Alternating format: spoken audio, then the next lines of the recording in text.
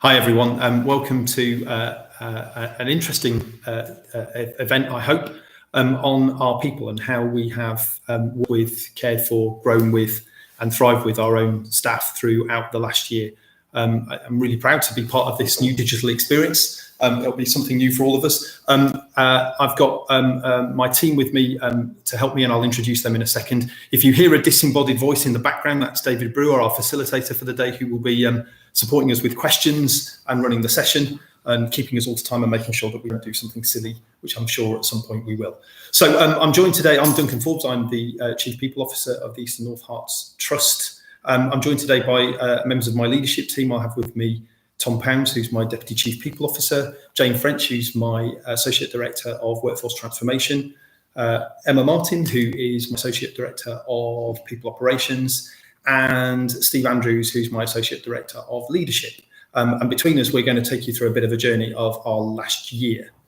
So I think it's really important that we can't sort of escape from what happened this year in terms of our people with our COVID-19 pandemic. But believe it or not, there was a world before then. And before that time, over the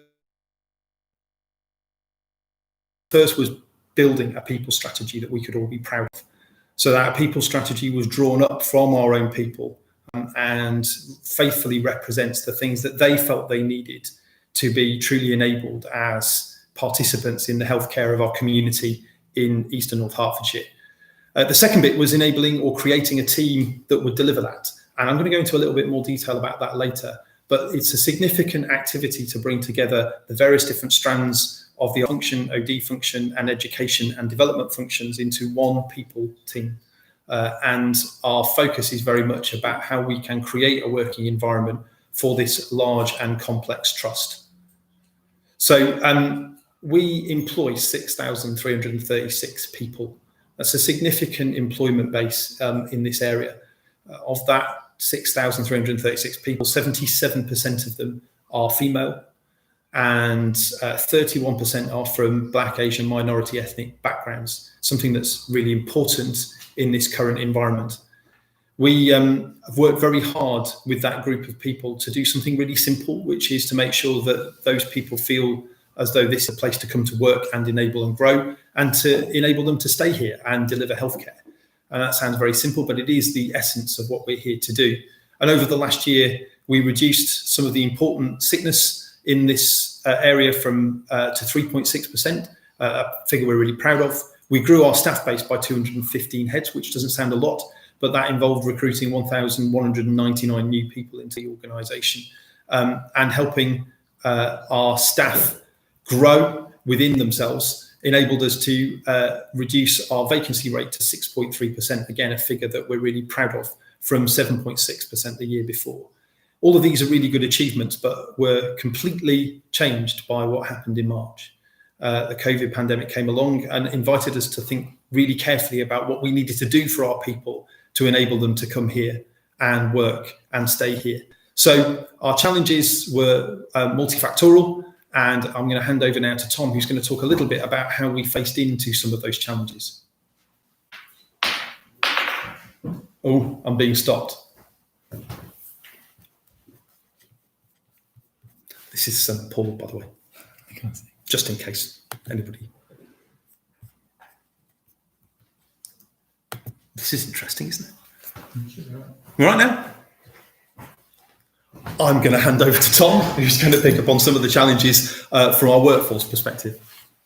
Hi folks, David here. Just before Tom starts, just to remind you, if you click on the Q&A tab 2/3 the way up the screen on the right-hand side, you can post your questions and go down to the plus sign at the bottom of the screen on the right, and that will take you to the place where you can actually type in your questions. Please do that and vote for your favourites. Thank you. Tom? Cheers, David. Yeah. So I just wanted to talk a bit about how we had to adapt really to the new challenge that COVID brought about, how we organise our workforce. So we had to consider really how we were going to deploy in some cases, a new workforce, and certainly redeploy vast amounts of our existing workforce to adapt to the new model of care and the changing needs of the organisation throughout it. So it's quite a significant ask of our people internally in our organisation, and also our community. So we reached out to the community and we asked for support, and we had a really overwhelming response. So 500 people came forward to offer help in some sort of way. And we quickly had to mobilise a way of seeing how we could best utilise the offer of support into the organisation. So we set up a type of one-stop shop for people to come in, get registered, identify skills and experience, help them with any training needs that were required, take them through the induction so it was clear on what was expected of them in the organisation. And we got that working quite quickly. And we had 200 people that went through that registration experience and there were 200 people that we knew we could kind of utilise in different ways across the organisation. There was varying types of roles that they went into, ranging from drivers to admin to support, so crucially helping to see how we can manage our complex rosters over that period, to team support workers, so people not necessarily from a clinical background, but there to support clinical teams and make them work as effectively as possible. And lots of people returning to practice, so clinicians from varying backgrounds and varying experience coming back into practice, and us being able to assess their skills and how we could best place them, do some upskilling, and see if we can deploy them in places where they were most needed. So it was a fantastic response, and our whole workforce really responded amazingly and recognised the needs to be really flexible and adaptable to the times and the requirements. I'm going to introduce Jane French now, who's going to talk about just a couple of those experiences and some of those examples, and then go on to talk about a bit more about how we are developing our work together plans. Thanks, Tom. So there were two really fantastic examples we thought we'd talk through today in terms of the volunteers. So you may yourselves have been involved in the National Volunteer Responder Scheme, and we had a fantastic response here as Tom's talked through. The two, I think, highlights I wanted to pick out. One was a fantastic critical care nurse. She'd got 32 years experience, 27 in the Lister, decided to come back and was fantastic, helping both in terms of our COVID areas, but also helping redeploy our nurses working perhaps in areas they hadn't done previously. I loved the phrase that she said. She said, once a nurse, always a nurse, which I think is like fantastic. The drivers, that was a project that Workforce people team brought together. So in a COVID environment where if you need renal dialysis, you can't be in a minibus with a group of people. So we set up, again, through the fantastic National Responder volunteers, drivers who tailored different journeys, both for our renal staff, but also for our patients returning from the Lister site at home.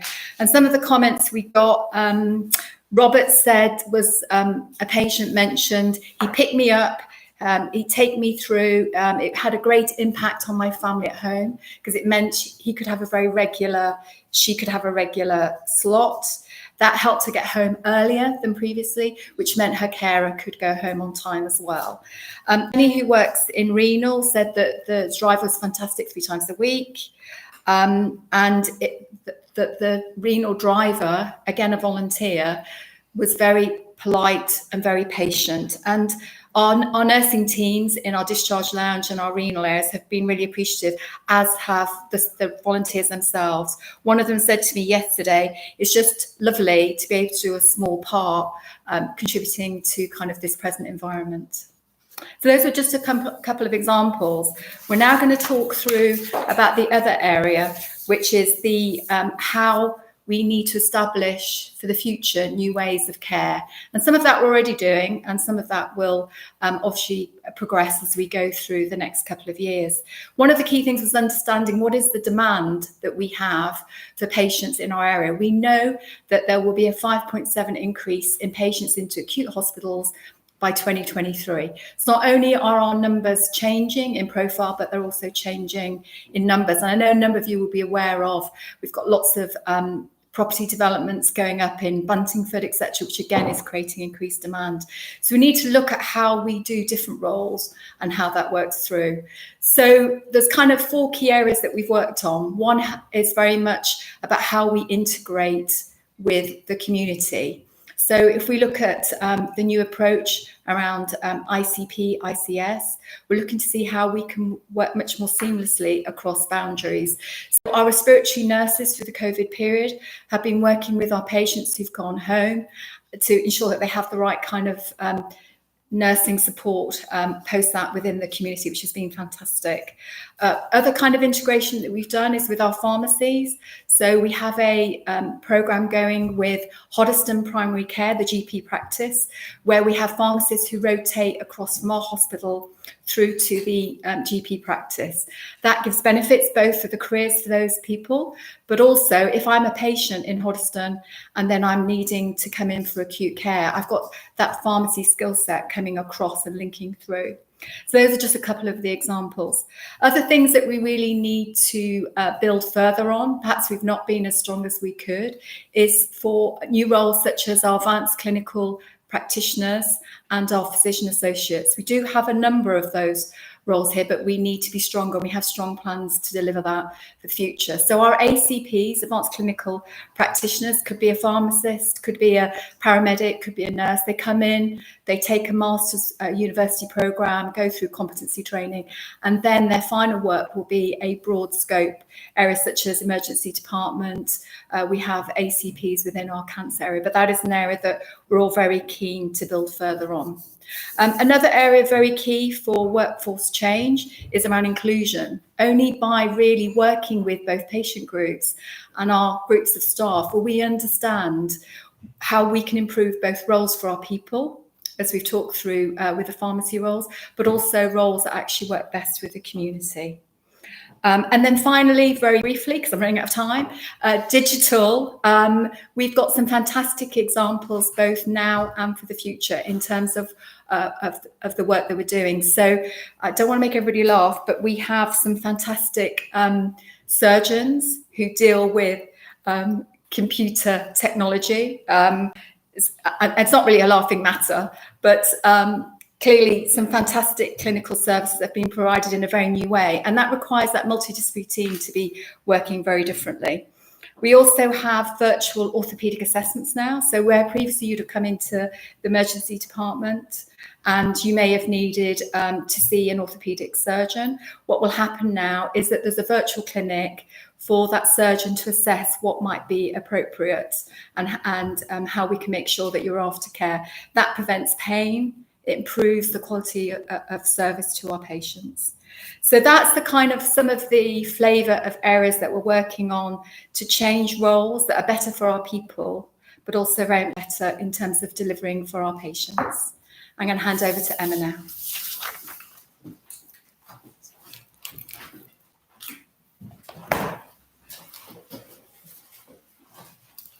Thank you, Jane. So in short, you can see we absolutely had to relearn how we learn, and there was a need to be flexible and adaptable and completely change our way of delivering things. But what we saw from staff was a real appetite to learn new skills, whilst we all went through the changes of technology, but ensuring that clearly we had the basic fundamentals in place, which is hugely important. So some of you will be aware, we obviously held fit testing clinics 7 days a week, and a daily task and finish group. So anything that came up in terms of issues and concerns, we could address within the previous 24 hours and then put those solutions into action. I think through the endeavours of everybody, we always had sufficient stocks of PPE, fit testing solution, gowns and masks. And that was obviously really, really important for staff. I'm going to hand over to Steve.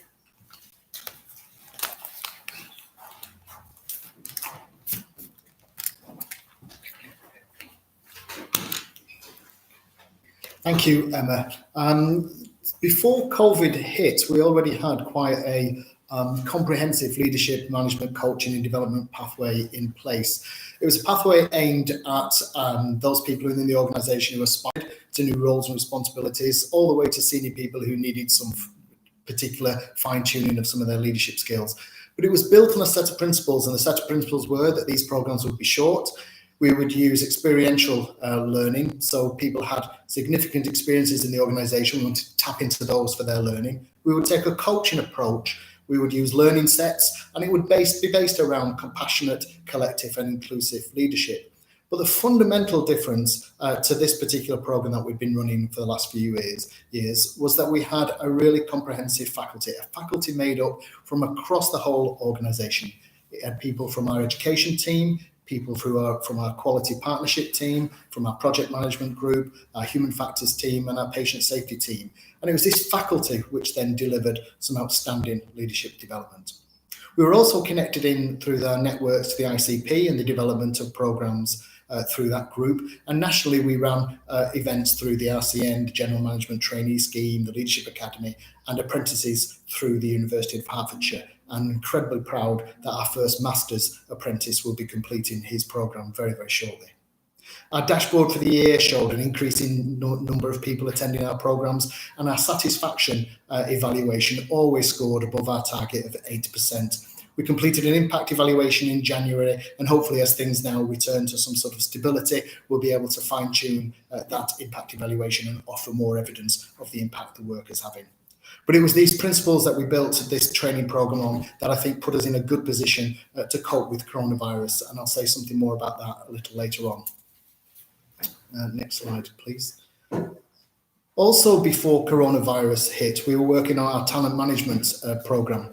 We were working to find the potential in all our people. We believed that talent was embedded in this organisation, and we wanted it to come forth and find new roles, new responsibilities and new opportunities. That was absolutely shown to be the case during coronavirus. I saw a talented organisation get to work in incredible ways, and I was very proud to be part of that team.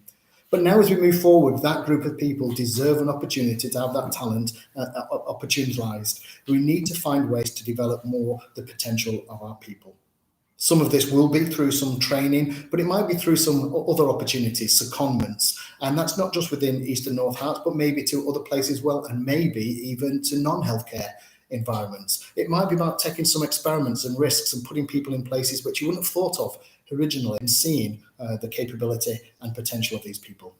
So we were developing now effective career conversations. We'll be looking at reviewing our appraisal process, and we'll change the focus. And traditionally, the appraisals, we're looking back at a year, and while we'll still look back to some extent, we really want to change the focus and look forward. Look forward with our people about what their potential is and how we can maximise it. Our people may have several jobs and opportunities during their stay with us, and we want them to feel flexible and adaptable throughout that programme. Thank you. I'm now going to hand over to Tom. Hi again all, it's David again, your virtual facilitator. Just to encourage you, please click on the Q&A tab and go down to the bottom right, hit the plus button and post your questions and vote your favourites. Thank you. Thank you, David. Yes, so thrive together, one of the pillars of our people strategy. So very much working over the last year to really build capability and understanding across the organisation to really think about how we can help people thrive in all that they do. Steve has just touched on it really about compassionate, inclusive leadership being fundamental to that. But we've also been thinking about how we can develop the organisation as a whole so people feel respected, included, and that their voice really matters. One of the ways that we've done this is by developing a very broad and diverse group to be a focus group on the experience of our staff in this organisation. So we've set up a staff experience group that sits regularly, sits every month, to focus on those issues, be part of the delivery of the people strategy, and hold some accountability on how some of those actions and initiatives are being embedded on a local perspective. So we have our own local divisional focus groups, looking at how we can continue to enhance the experience of our staff and make sure we continue to improve the experience. One of the other ways that the staff experience groups help is really by developing the influence of our staff networks. We have 5 staff networks, and they have really been building momentum over time, and coronavirus in fact has kind of opened an opportunity and increased people's attendance and input into that through some of the digital platforms we have now, So we've really broadened our scope, and we're starting to make some real changes through those staff networks. So just some examples are the introduction of the Equalities Ambassador role, which is going to be embedded into elements of our recruitment and selection process, from the initial writing of a job description to the shortlisting to the selection of posts into our organisation. We're also looking at different development programs to support different underrepresented groups at different levels. We are underrepresented for Black minority ethnic staff at senior levels in the organisation, and we need to challenge ourselves to think about how we really move forward and make sure we create opportunities and people don't feel like they are restricted and held back in any way. So creating the development programs and the inclusion ambassadors are ways that we feel like we can unlock some of the potential there.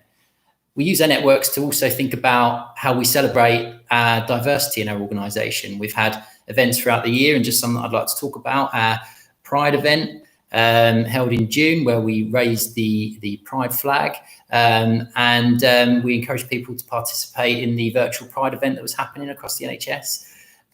We had 2 events during Ramadan as staff iftars, and encouraged people to join in, breaking fast, and share food, and all managed very well in a socially distanced way. So amongst the challenges of COVID, we still managed to make sure we celebrated that.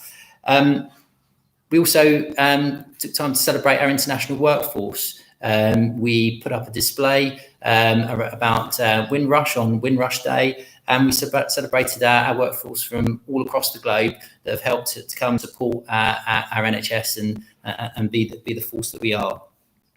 COVID brought an altogether different challenge for us, and we had to think really differently about how we supported staff in these really challenging times.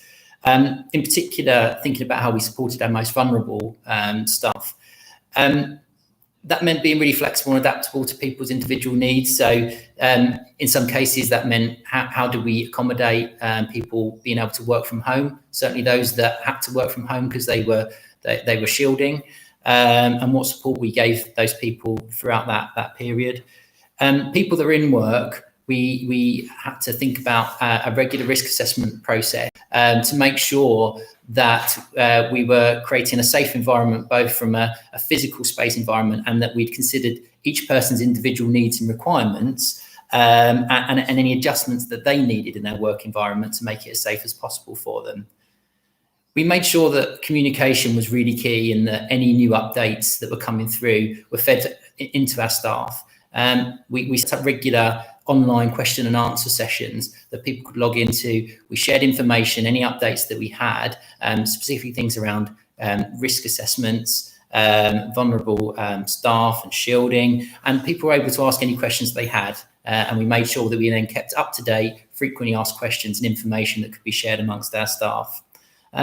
Also, it was important that people were able to raise any concerns that they had. So the ordinary channel through their leadership and management lines, if they felt that wasn't okay, we had different forums set up for people to raise those concerns so we could pick them up and address them quickly.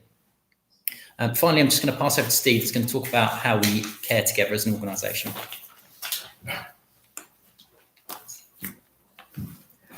Thank you, Tom. Thank you very much. And just before I give an overview of how we responded and cared for staff during the coronavirus event and going forward, just like to say that for me personally, it was a privilege to work with people over those 3 months. March, April, and May were terribly traumatic for many people, but I am immensely proud of the staff I worked with during that time.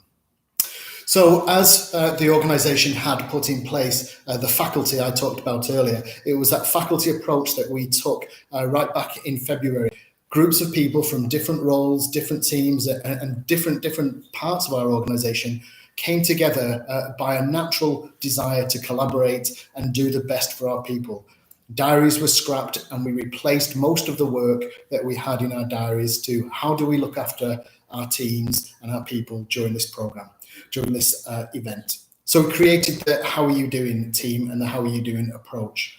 So as an organisation, we looked for evidence, first of all. What do we need to do to look after large numbers of people going through a sustained period of stress and crisis? So we used work from the King's Fund on Compassionate Leadership. We used work from the British Psychological Society and contacted psychologists within the British Army to find out, how do you help people through these sustained periods? We developed a series of tools. We developed some interventions. Some of those have now been picked up by other hospitals. They worked so well for us during this time period that they are now a national footprint. But they included things like one-to-ones, just making sure that people had an opportunity to speak to somebody when they wanted to, coaching, offering work through our clinical psychologists. Many of our outpatients appointments were suspended during coronavirus, so our clinical psychologists stepped up and started to support staff during this program.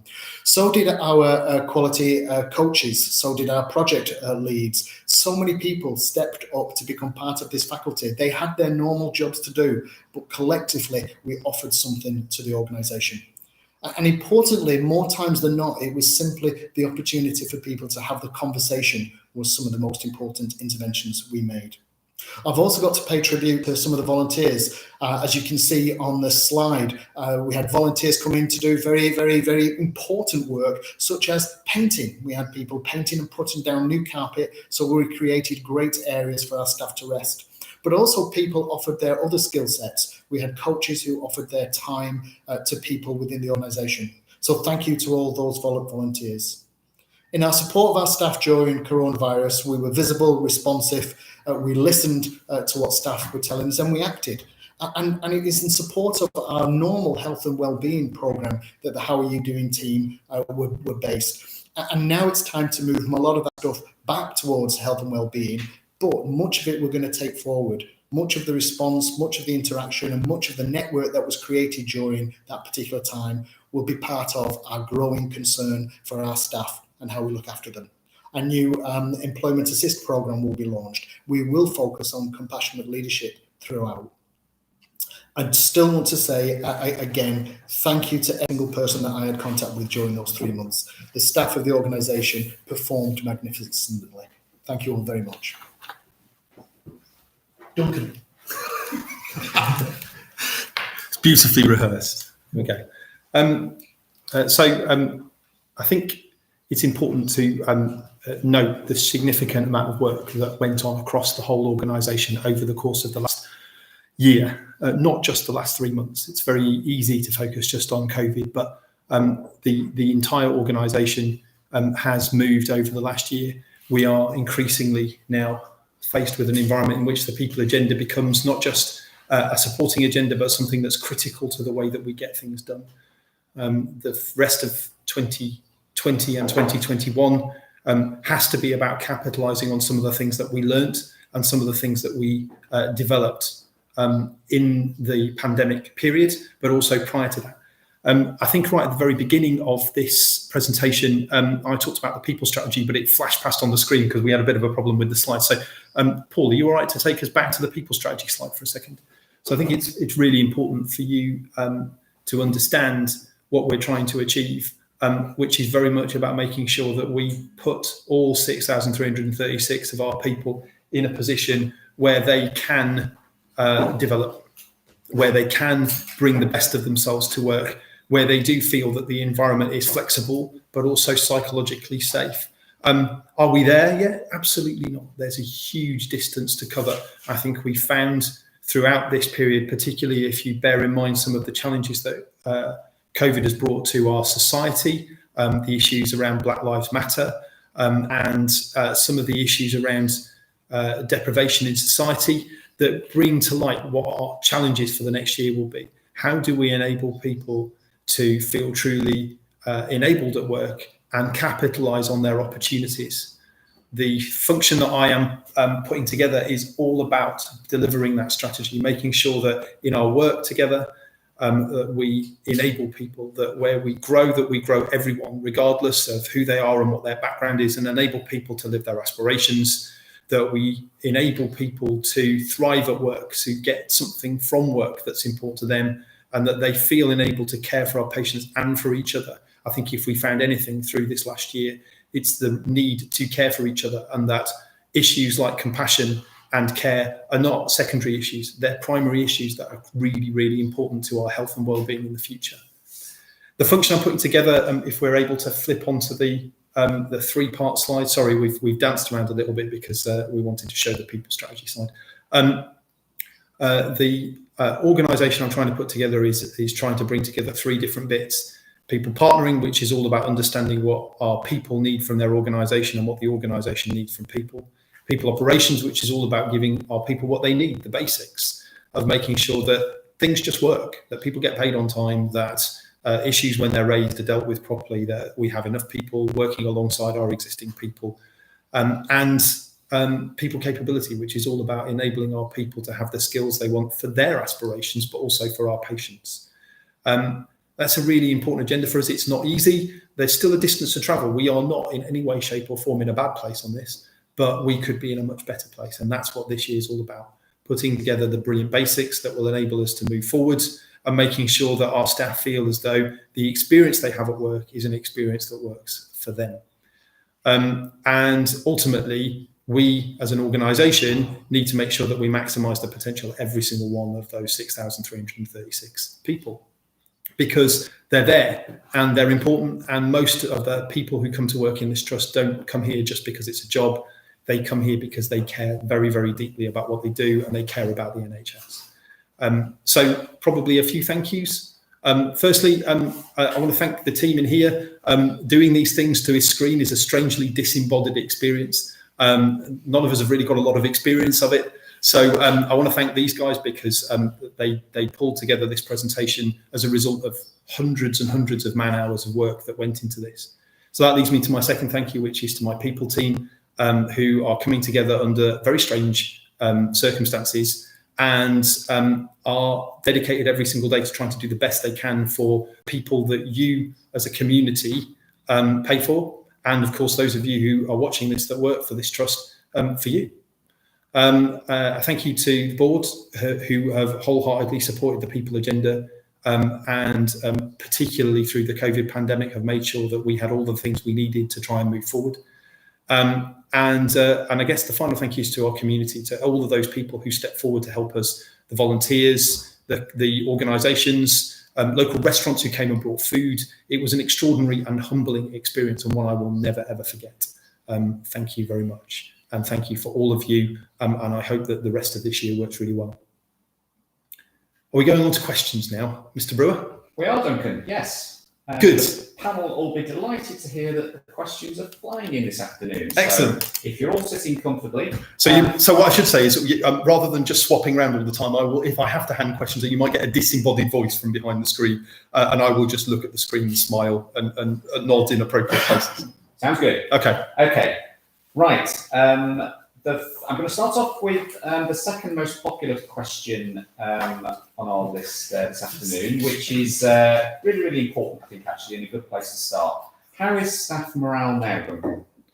I think staff morale is good. I think throughout the pandemic, we have seen amazing things. And I think that the pandemic brought people together and gave us a very unified purpose. And I think throughout that, we saw some amazing people doing some amazing things. That said, what I would say is that people are tired. It's been a tough time. Those of you who are watching, who are staff members, I would remind you of something that those of you hearing me on Glister all the time, please get your annual leave, talk to your manager about making sure you get your annual leave. I would absolutely say that we have had a fantastic experience with some fantastic people. Our morale is good. Our challenge is around tiredness. There will still be some frightened people. I think we found throughout the pandemic that people are worried. Our staff are no different than the people out in the community. They worry about the same things. Will the PPE protect them? Will I be safe? Will my family be safe? Working in frontline clinical services, will you be able to keep me safe? We have some fantastic risk assessments in place to do that. We're also currently dealing with the process of bringing people back who have been shielding. Equally, they will be worried as well. And we're doing everything we can to work with our managers to make sure those processes are in place. I think it would be wrong of us to just say, everything's wonderful, because it isn't. It's been a really, really tough time, and people are tired and will need to pace themselves. Bearing in mind that winter is just around the corner. I'm new to the NHS. I always say that those of you like a literary reference, that it's like Narnia in the NHS. It's always winter. We're either preparing for winter, we're in winter, or we're coming down from winter preparing for the next one. So we have to think about those issues as well. And again, my team are thinking really closely now with our operational leadership team about how do we make sure we pace ourselves through this period. Okay, thank you. So we'll move on to question number 2, which is a nice challenging question, actually, which is there a problem, do you suppose, with culture change not necessarily following the investment in leadership training and development? Okay, well, I might start that and ask if Steve wants to have a pop at this as well. I think one thing I would say is culture change is an awful lot more than training. I don't think you can train your way to a new culture. So I wouldn't want to make a link between those two things. I think the investment in leadership is absolutely about making sure that our leaders feel capable. So that's the first thing, is making sure that capability exists. And you are always facing the challenge of how to ensure that people really feel confident and capable leading people. It sounds very easy to say, I'm going to give you some people, tell them what to do. And it doesn't work like that. So I think that's the first thing. And then there's a secondary issue about in that question about culture change.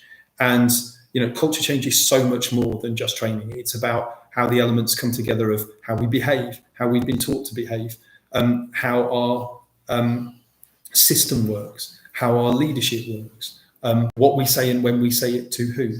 A simple thing like we make the redeployment of our staff into different places harder than engaging agency and bank staff. That is a piece of culture. It just means that we tend to enable bank staff sometimes when we could redeploy our staff. That is a piece of our culture.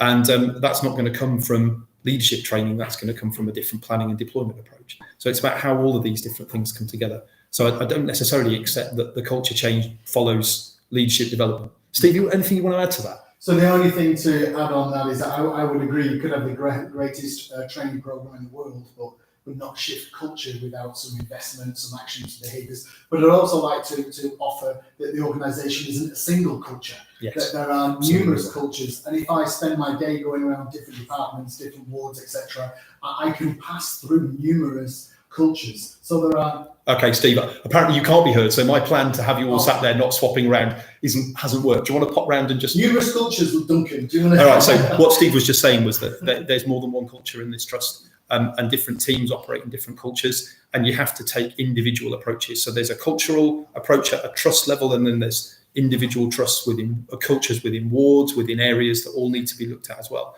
What I would say is that culture isn't something that leaders give to people. It's something we all choose to be a part of. And if we want to be a part of a better culture, it's about how we speak up and how we take part in owning our own experience at work. Okay, next question, which is a continuation of that theme, really, which is how will you continue to train and develop the workforce in these unique circumstances? So I'm going to ask Steve Andrews to take that question, if that's all right, Steve. So thank you. And it's going to be different to some extent. Traditionally, we've seen training as being classrooms, people, etc. But I do believe that before coronavirus, we were starting to challenge that model anyway. We were moving towards more online opportunities, more remote access, but also going back a little bit to the culture piece that was mentioned in the previous question. What if our culture was that everybody's job was to teach everybody? That would be a significant move forward in training and development of our people. It becomes part of your job description and job expectation that you train and develop the people around you. In more formal structures, yes, we want new technology, and we've been looking around for the new technologies that would give us access to online stuff. Can we create some of the schools around the area have got some incredibly good software which allows them to have action learning sets, facilitated groups, etc. So we're looking at all that. We're well aware that some of our clinical areas don't have the kit, don't have cameras, microphones, etc. So it's struggling for some of those. We're also at this moment not stopping. So while we can't get large study days back together, we're looking at some e-learning opportunities, but we're also trying desperately to get out and meet people in small social distance groups so that we continue bite-sized training so that your learning and development as an organisation continues. But it will be difficult and it will be different in these first couple of months, but it might emerge better than it ever was before, with much more ownership and much more responsibility on each and every one of us. It's our job to develop our people as a cultural norm in this organisation. Am I going to sit here for the next question? I hope not. But thank you. Go on. I'll pop in. Sorry, what was the next one? Okay, so the next question is how will staff wellbeing be protected and promoted this winter? Okay, I'm probably going to hand that to Tom, if that's okay. Hiya. So I can answer this in probably two ways. So firstly, just what we're planning and thinking about in terms of enhancing our health and wellbeing offer. So again, coronavirus has really given us an opportunity to think about this in far more of a collective way. So we're working with our colleagues across the integrated care system to think about a comprehensive health and wellbeing offer to all of our staff, and thinking about us very much as one workforce. So we mentioned this sort of the fundamentals of that is about our leadership offer, first of all, in terms of an inclusive leadership model, which makes sure that people are thinking about health and well-being within all their interactions and any opportunity really to be able to check in. And we're also getting people to think about kind of in three ways, really. First of all, how does each individual model the care for themselves that they are projecting then to everyone else? Secondly, how do they use the opportunities to coach others and support each other to care in a better way? And thirdly, how do you create environments and teams that work and care collectively?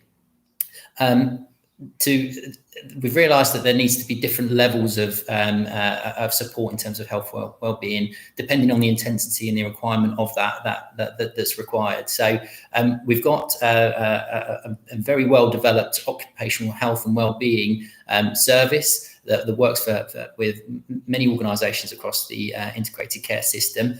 And we're continuously working to develop that service. So we're really giving people the kind of more intensive support that they might need. And that goes in various ways. So if it's around physical health, we've got different avenues so we can refer people down a physical health support route. Or if it's about emotional and mental health support, we've got our employee assistance program, which offers different counselling services about a whole range of different topics. But it could be more intensive around kind of post-traumatic support, thinking about the impact of what COVID has really brought upon people. So we're really working to really enhance that offer, and that will be, certainly it's already ready now, and it will be enhanced and ready by winter. But I think one of the key things in terms of preparing ourselves, in particular to winter, is thinking about our deployment model in a very different way. So we're trying to understand the demands on our service, which have completely changed through COVID. People are using our services in a completely different way. So us being able to adapt quickly to what the demands of the services are and how we deploy our staff effectively means that we are creating the right sort of capacity to deal with the demands that are coming into the service. And that's really key to making sure that people have the right support that they need while on shift, that they can take breaks when they need to take breaks, and they're not feeling like they're being pressured to work additional hours if we need them to. And then we've got a kind of a flexible offer. So we do always think about how we use our well-developed temporary staffing service and models to make sure we support any peaks in demand that we have at any time throughout the year. Okay, great. Thank you, Tom. So the next question returns to the theme of developing a positive organisational culture. And this question is, what assurance can you give that if you're encouraging staff to raise concerns, that they're going to be handled effectively? Yeah, so I think I'll probably hand this question to a couple of different people in the team. So rather than just bouncing around, I'll have a go myself and then people can fill in the gaps. So obviously there are a number of different ways of raising concerns through the organisation, either through a datix, if it's that sort of issue, so a safety issue, through the Freedom to Speak Up Guardian, Selina Mafuko, or through our employee relations processes, if the concern is related to a concern around the way that a staff member has been managed or the way a person is behaving. So there are a number of different routes.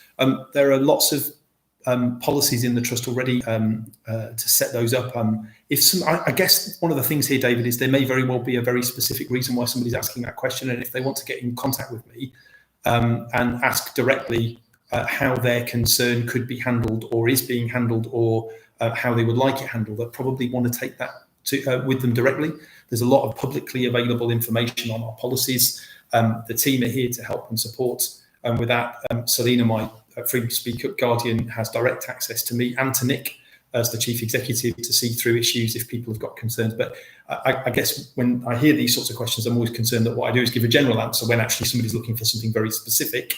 And I'd probably want to give them a little bit of time to make sure that we as a team, or that the wider system is handling their concern properly.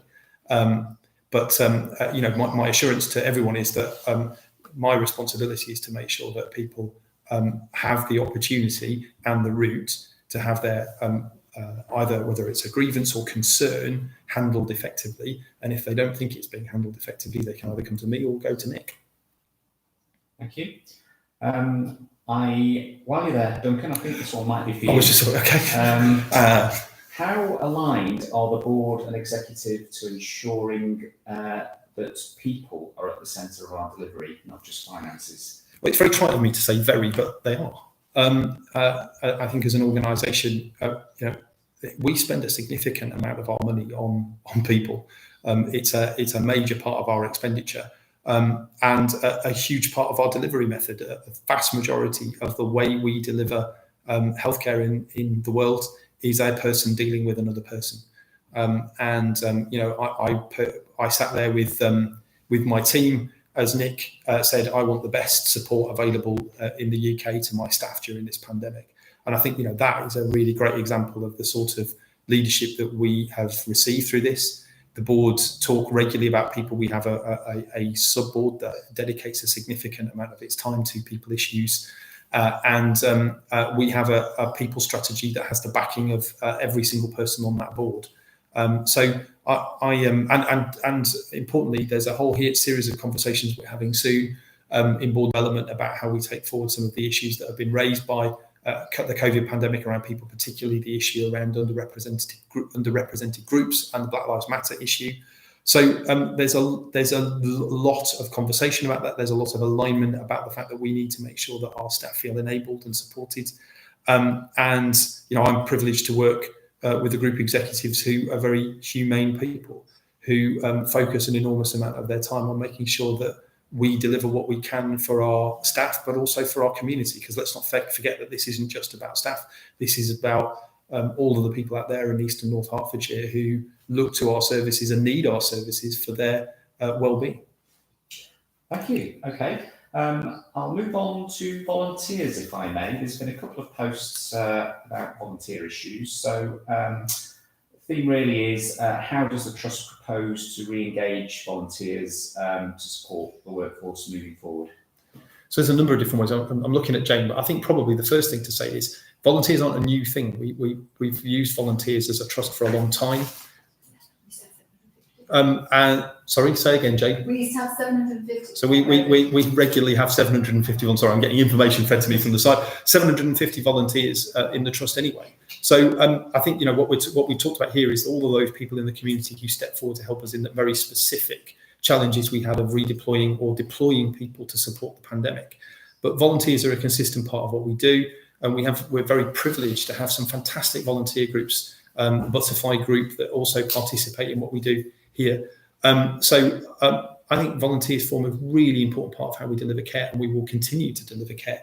over the coming years. And I would encourage anyone listening who is interested in volunteering with the Trust to step forward and come and talk to our volunteer groups. I see I've been passed a note here that I can't read. But we will, I think what you're saying here is Rachel will be reinvigorating this as a part of the COVID response. So Rachel's our chief nurse and is looking at some of these issues at the moment.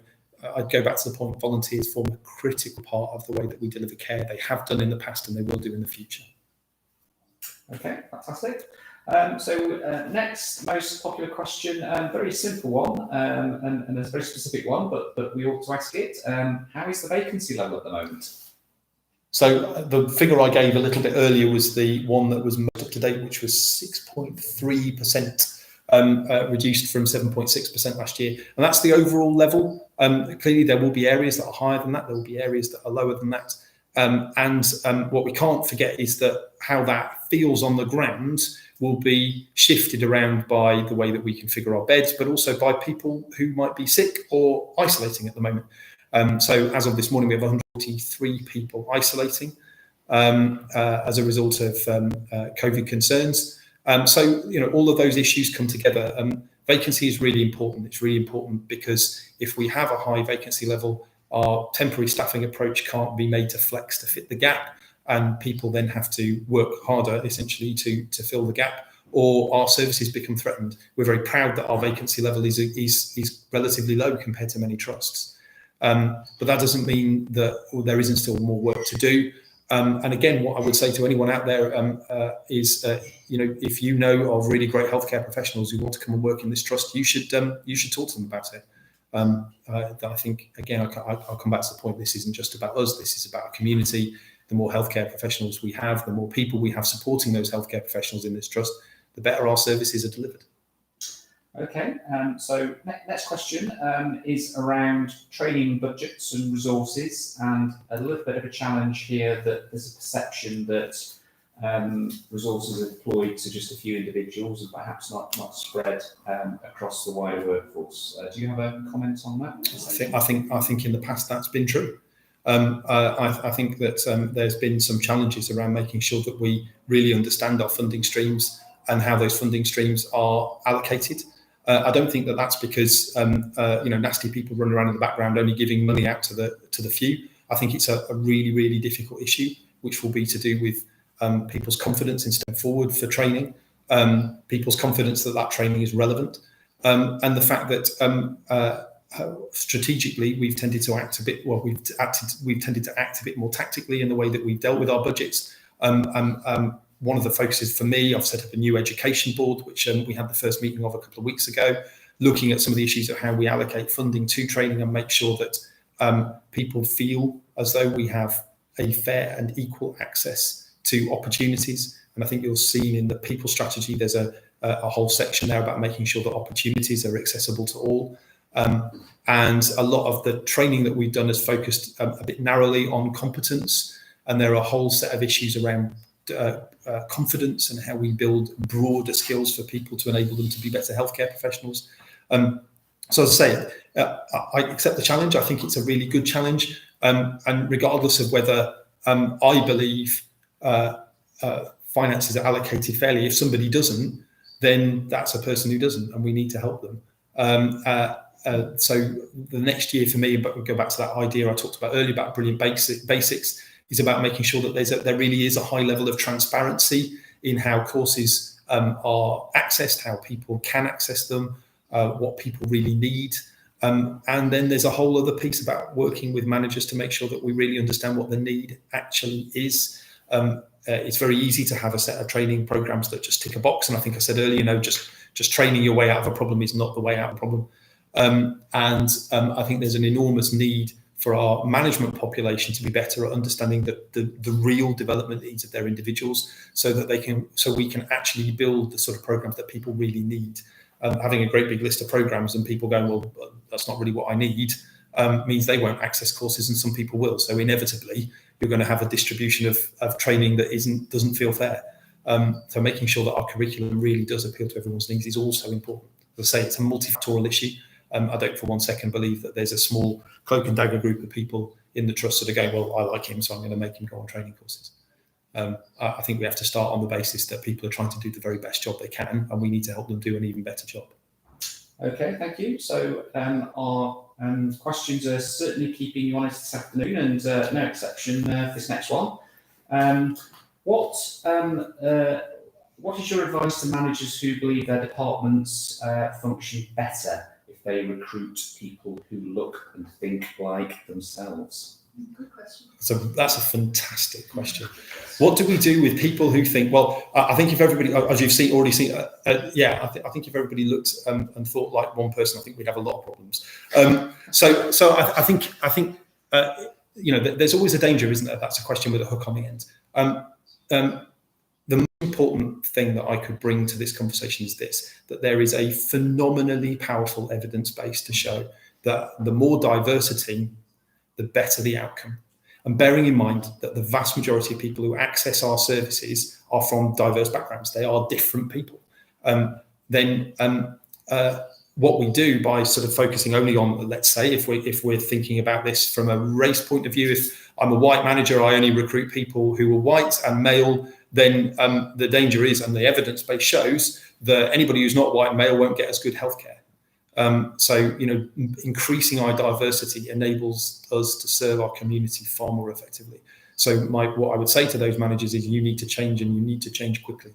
And you need to think about not just how you might feel your team works, but the care you give to the people in this community.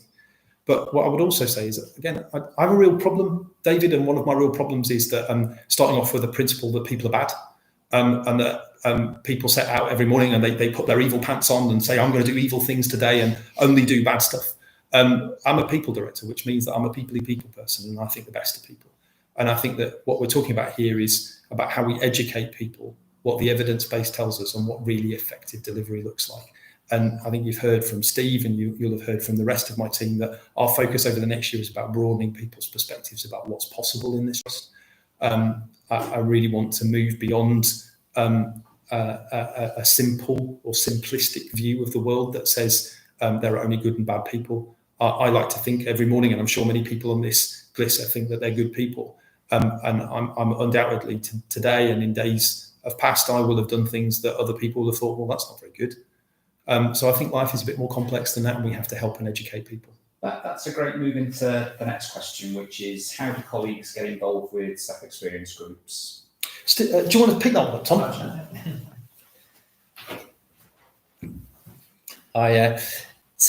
We've had a great response to our current staff experience group. We've got about 40 members, but I'm always interested and curious to know how we can make that certainly more diverse and get different types of mindsets, different thinking, and that ranges across everything. So make sure it's representative of all the different roles that we've got within the organisation. And I just think everyone's input is hugely valuable in making sure that when we're making these decisions, we're doing it for the right reasons. And it's really truly having what I want to do is make sure that people have influence over the things that impact them on a daily basis. So yes, do get involved. If you want to get involved in the actual staff experience group itself, contact me, Thomas Pounds. But I'd like to kind of offer an extension to that as much as there's the staff experience group that we have centrally, we're also setting up divisional based staff forums where you can also really participate, and that will be fed up into the staff experience group. So there might be different opportunities for different people in different ways. Just the other ways to really feel like you can make an impact on staff experience is just considering the different staff networks that we've got out and available. We've got our women's network, we've got our LGBTQ plus network, we've got our BAME network, we've got our carers network, and we've got our disabilities network. So all of those work collectively to make sure that we have a way of feeding up into the staff experience group, and certainly have an input broadly on staff experience. I'm just going to look up at Duncan. No, it's fine. Yeah, okay. I thought you hadn't said something that you had said. I covered the point. Good. Yeah. Okay, so panel, I'm just conscious of the time. We're approaching 1 o'clock, but we're just going to squeeze in one last question. 2 o'clock, I beg your pardon. We're going to squeeze in one last question, which I know is actually very important for a good number of staff, and that is, are you catering for staff with caring responsibilities in your new strategy, your new people strategy? Duncan's put himself forward for that one. Yes, but I think it's more. I think it's broader than that, which is that it's really important that we get out of feeling as though we have to do something for every group in an individual way, and start looking at what do groups need to do for themselves. One, because I think some of this is about making sure that people can take individual responsibility. And two, remembering that each individual human being has their own individual needs. And part of this people strategy is about making sure that as managers, as leaders, we listen to our people and help them with their individual needs. Because for every carer, there'll be a carer who is from a Black, Asian, minority ethnic background, or a carer with an LGBTQ plus concern. There will be cross-dimensional, contamination, if you like, of issues around people's concerns. And I always come back to something really simple, which is that at a human level, I have two things. I have aspirations and I have choices. And what I'm really interested in as a people director is making sure that we, as leaders, we understand our people's aspirations and that we enable them to make choices.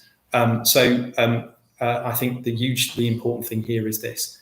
Whether it's carers, whether it's women, whether it's people from BAME backgrounds, whether it's from LGBTQ backgrounds, or whether you are like me, a slightly tubby white male who is worried about your well-being.